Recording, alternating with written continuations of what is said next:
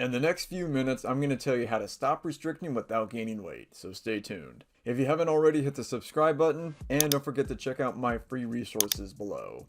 If you want to speak with me, there is a link in the description box.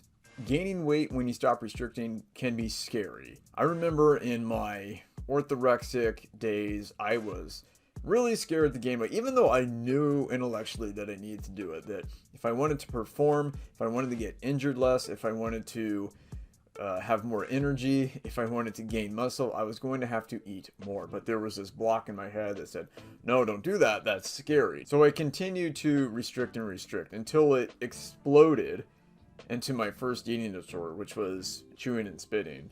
Overcoming your fear of weight gain is going to be critical.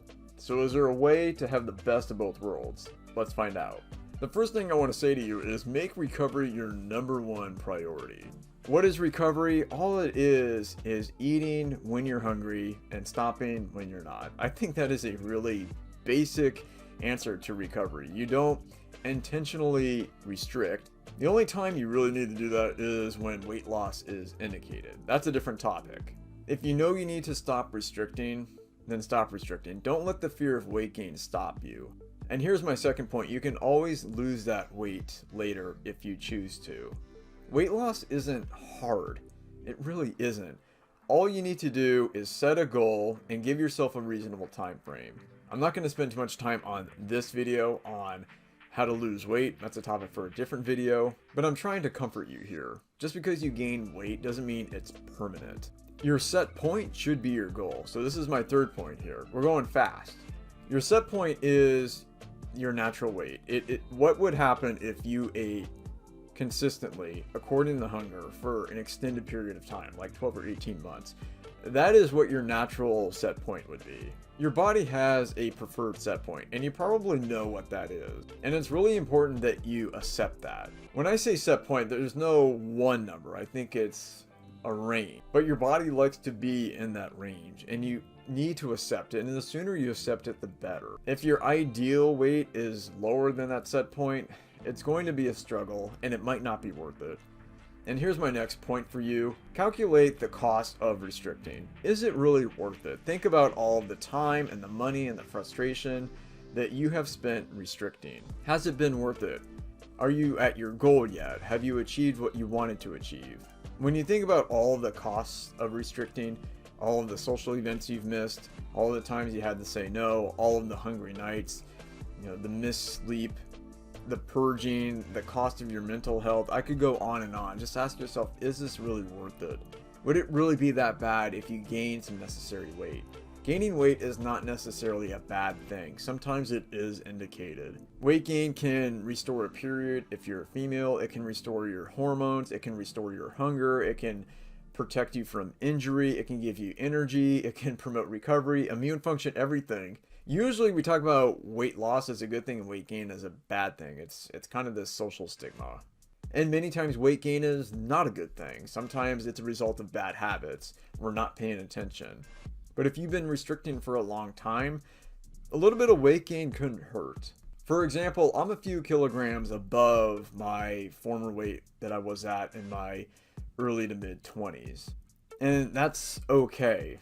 I'm healthier than I was at that point. I eat better, I'm more consistent, I'm happier, I have a better social life, I have more goals, everything is better. I don't think if I lost a few extra kgs or a few extra pounds, whatever, I would be so much happier. I would be so much more attractive. I would be healthier. None of that is really true. If I wanted to show up to a race and be a very low weight for that one day, I suppose I could do it, but it's not a weight that I would want to sustain for a long time. I look at photos of what I was then, and I'm really glad I gained some weight. Be comfortable with some weight gain. You don't need to go from anorexic, orthorexic to this chronic binge eater. I once saw a video not too long ago. If I can find it, I'll link it. But it was a story about this young woman who was anorexic, and then something snapped, and within 2 years she was almost obese. You don't need to go that far, but an extra 10 or 15 pounds on your frame, it might be indicated. What is the most valuable thing for you? Is it a really thin body? Is it a low body weight? Or is it your health? I really hope your health, your happiness, and your longevity are your priorities? A lot of times you're restricting because you have wrong priorities, and this is a problem. Your number one priority should never be to achieve a certain weight. It's not going to make you as happy as you think. You're not going to be as attractive as you think. I've seen a lot of people, especially women, who get really low. They achieve a really low body weight and they're not that attractive. And I just think, why? Like, all of that sacrifice and all that work and all that misery, and you're still not that attractive. More weight loss is not necessarily better or more attractive. Keep that in mind if you're trying to lose weight because you want to become more attractive and get more attention. More weight loss doesn't necessarily mean more attraction. My next point is go gradual. Let's just say you're eating 1,200 calories a day right now, maybe 1,500 calories. Bump it up to 2,000. And if that's not good enough, go up to 25, 3,000. I call this the staircase method. Okay, this is a more gradual approach. I'm a big fan of gradualism, meaning slow change over time, big results. I'm not a big fan of this all-in movement. I'm not going to say who's promoting that. You can figure that out. I know that that makes for an entertaining video, but that's not going to work for the vast majority of people. You can't just flip a switch and go from a restrictive state to this binge eating state. I know one of the key tenets of intuitive eating is unlimited permission to eat. Yes, you should eat when you're hungry. That doesn't mean you should have 12 donuts at once. I don't think there's a single dietitian or physician in the world who would recommend that you do that. There are more gradual ways to restore weight. You need to restore weight, but you don't need to do it in one day. It's just like losing weight. You're much better off losing 30 pounds in 18 months than 30 pounds in 3 months. But which one will produce a better video? You decide. Let's talk about tracking weight. Some people say you should throw away the scale, you should never look at the scale, you should be weight neutral. Fine. I mean, I see the advantages to that, but I think some people like to track things. I like to track things. I don't think there's anything wrong about stepping on the scale in the morning, looking at the number. If, and this is a big if, you can be dispassionate. You can look at that number and just see it for what it is. It's a number, it's a daily fluctuation, it's okay. If that number significantly modifies your behavior, then don't look at your weight every day. Maybe look at your weight once a week, maybe twice a week, but no more than that.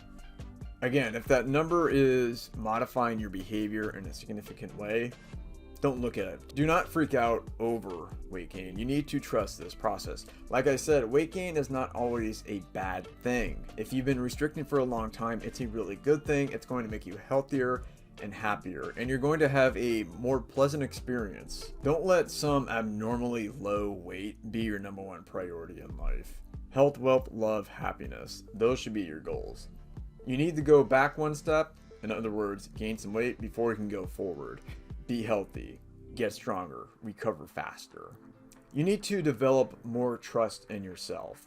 You're afraid of weight gain because you think it's going to be permanent. You think you're going to be ugly. You're afraid of the stigma.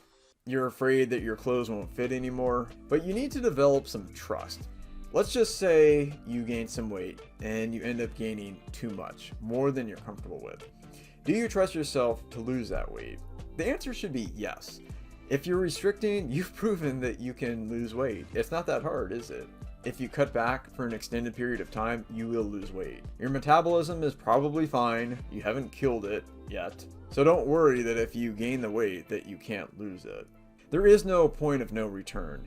If you gain too much, you can always lose a little bit later. In summary, consider the costs of restricting. Don't fear weight gain. You can still track it. And if you gain too much, you can always lose it later. Develop trust in yourself and make health and recovery your number one priority, not some arbitrary number on the scale. Remember, that number won't necessarily make you more attractive, and it won't necessarily make you healthier. And it won't make you happier either. Determine what your set point is and make that your goal. Hope you found this video educational and entertaining. If you have a history of restricting, let me know in the comments below. Don't forget to subscribe and check out my free resources below. If you liked this video, I'm sure you'll like one of the other videos that you see on the screen. Click one of them, and I'll see you there.